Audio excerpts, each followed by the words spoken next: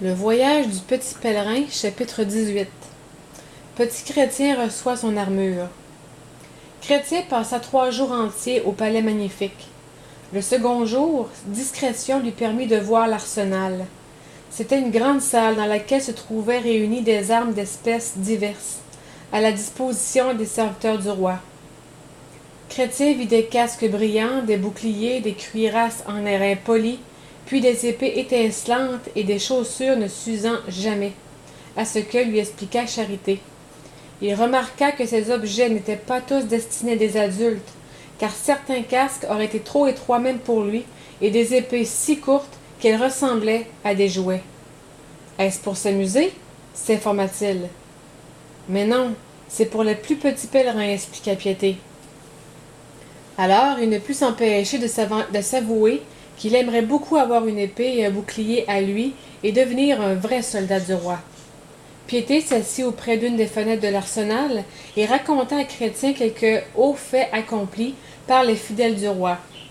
L'histoire qu'il préféra fut celle d'un berger nommé David, qui, lorsqu'il était encore fort jeune, s'était battu contre un géant et l'avait tué. Ce géant était un ennemi du roi, dit Piété, et il s'était imaginé qu'il pourrait très facilement tuer David. Il avait une cuirasse le couvrant de la tête aux pieds, tandis que David n'avait que sa robe de berger et ne portait ni épée ni sabre. « Alors avec quoi s'est-il battu » questionna Chrétien. « Il avait sa fronde et une pierre. Quand il lança celle-ci contre le géant, le roi l'aida et il visa si adroitement que la pierre pénétra dans le front du guerrier et le tua. » Cette histoire donna du courage à Chrétien. Puisque le roi avait secouru David, certainement il aiderait encore les petits pèlerins qui auraient confiance en lui. Le 3e jour, Chrétien dit à Prudence, « N'est-il pas temps que je m'en aille? »« Pas encore, Chrétien. Avant ton départ, il faut que nous te montrions la vue qu'on a du haut du palais, et aujourd'hui il y a du brouillard, tu ne verrais rien. » Une nouvelle journée s'écoula donc, mais le lendemain, la brume était totalement dissipée, et dès que le déjeuner du matin fut terminé, les fillettes se rendirent avec Chrétien sur le toit.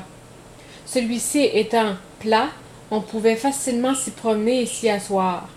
Chrétien regarda dans la direction du midi, et dans le lointain il aperçut une longue chaîne de majestueuses collines, des champs verdoyants, des vignes et des vastes bois. Il pouvait même discerner les ruisseaux qui scintillaient au soleil en courant au creux des paisibles vallées.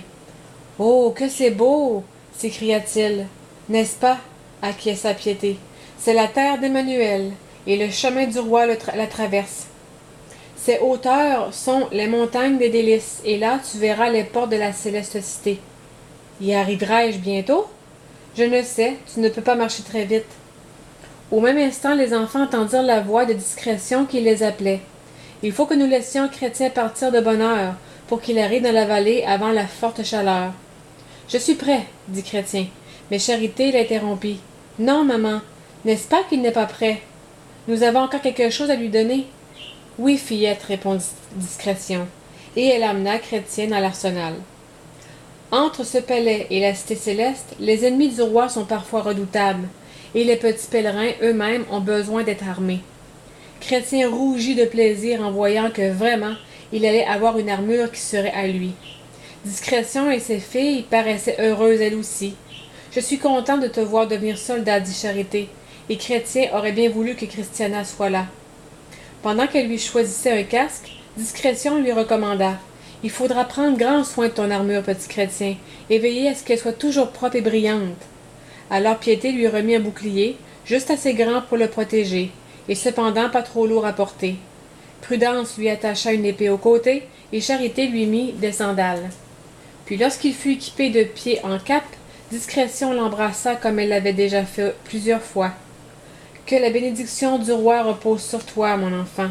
Sois un fidèle soldat et son humble serviteur tous les jours de ta vie. » Chrétien était trop heureux pour parler. Il mit ses bras autour du cou de Discrétion, qui comprit sans aucun mot que le cœur du petit garçon était plein d'affection et de reconnaissance. « C'est le roi qu'il faut remercier. C'est lui qui te donne chacune de ces choses.